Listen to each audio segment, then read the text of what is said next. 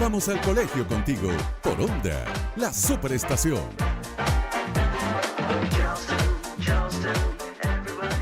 Aquí va. 6:40 amigos de la mañana. Vamos con nuestro entrevistado del día de hoy. Ya yo pensaba que estaba en la segunda hora. Para mí hoy aquí es viernes, como hasta hoy estamos aquí haciendo la suplencia Chile que hemos hecho con mucho gusto. Usted sabe, ¿no? Estamos llevando el tiempo como más rápido en la cabeza. Pero de verdad muy agradecida, aprovecho unos segunditos con todo el equipo, los muchachos de producción, con Michelle de Sousa, con Thaís, con María Alejandra López por toda la confianza y por supuesto con Shirley, que Dios mediante ya mañana estará con todos ustedes. Amigos, ustedes saben que, bueno, ha sido noticia en las últimas semanas, ha retomado la palestra de la información, el tema de la política, el acuerdo de Barbados, los diálogos entre diferentes sectores de la vida nacional. En esta convocatoria que hizo el presidente del Parlamento, Jorge Rodríguez, a diferentes grupos de la vida pública, ¿no? Y entonces han pasado pues algunas cosas en los últimos tiempos, situaciones que han sido denunciadas, por ejemplo ayer, por un documento que entregaba pues la oposición venezolana a los representantes de Noruega, que son los facilitadores en este encuentro entre oposición y, por supuesto, gobierno. Se habla de la detención de la activista hispano-venezolana Rocío San Miguel. También el gobierno ha puesto sus puntos sobre la mesa, decir que, bueno, que hay gente involucrada en atentados contra las autoridades. Entonces le toca pues ahí a los noruegos esa acción, ese rol de mediación, todo por el bien de nuestro país. A esta hora tenemos con nosotros ya en línea a Pablo Quintero, ustedes lo conocen, es politólogo, consultor político, asesor de comunicaciones y campañas electorales. El gobierno y la oposición venezolana se reúnen para avanzar en un cronograma de cara a las elecciones en esta discusión que se ha dado prácticamente al inicio del año.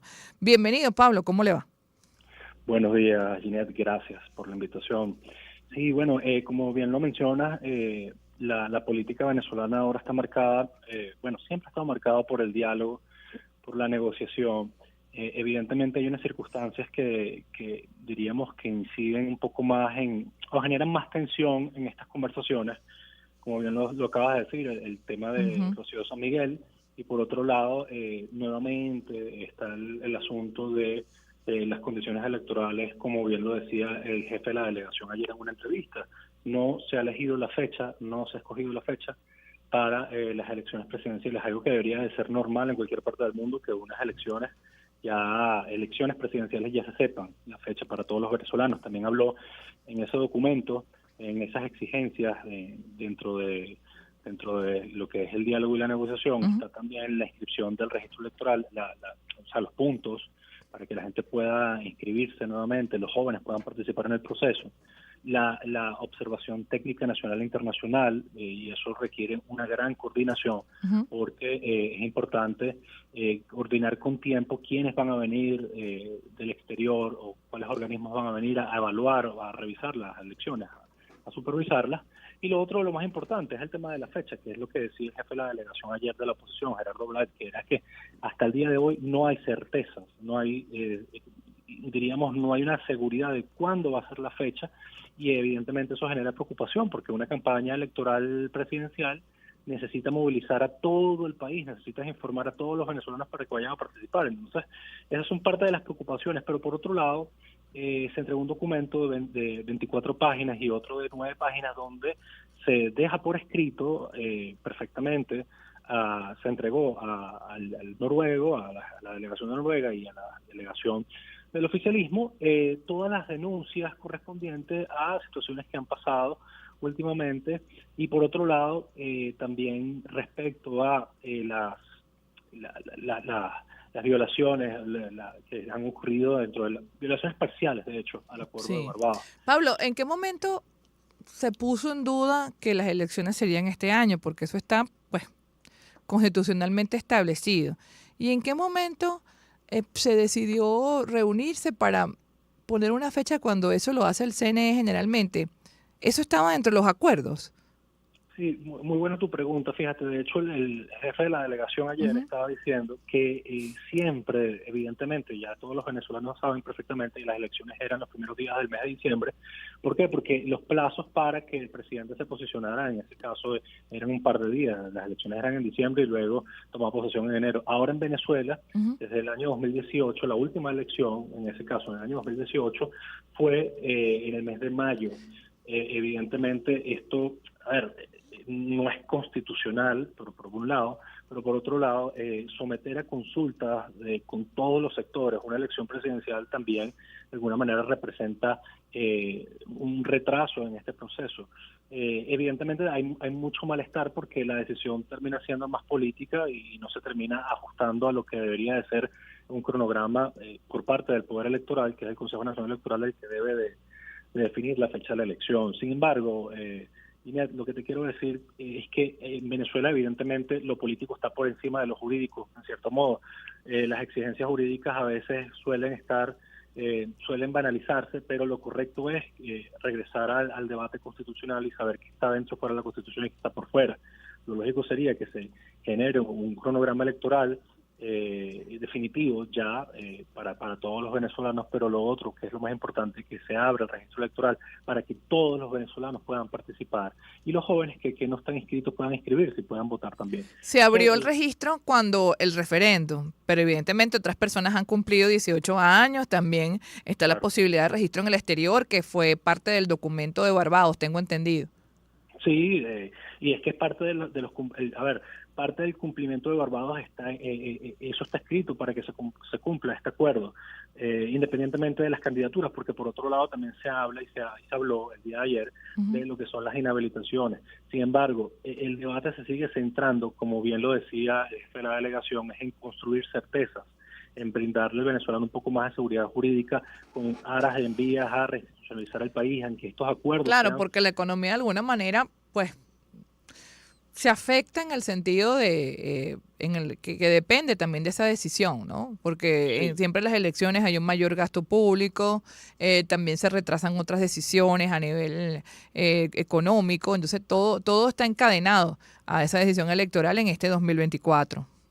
Sí, por supuesto, y la verdad que es un clima... el cumplimiento del Acuerdo de Barbados es beneficioso para ambas partes, también para los venezolanos y también para la comunidad internacional.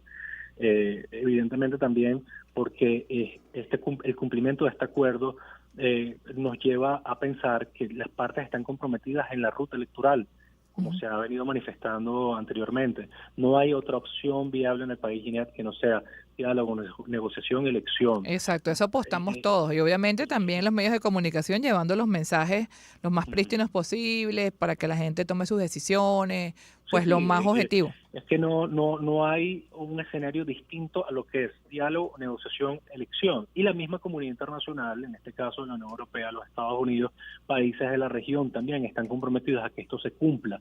También por otra razón, la única forma en la que el país pueda, más allá de los problemas y las dificultades políticas, pueda diríamos, transitar un camino de recuperación económica es a través de la vía del diálogo y la negociación. Y por otro lado, si nos vamos al tema económico, la única forma en la que países observen con gran interés invertir en Venezuela, hacer negocios en Venezuela, es que aquí en Venezuela se cumpla un mínimo de garantías, se den unas elecciones transparentes, unas elecciones libres, en sana paz y, por supuesto, unas elecciones donde los venezolanos se reconozcan. Recordamos que conversamos con Pablo Quintero, politólogo, consultor político, asesor de comunicaciones y campañas electorales.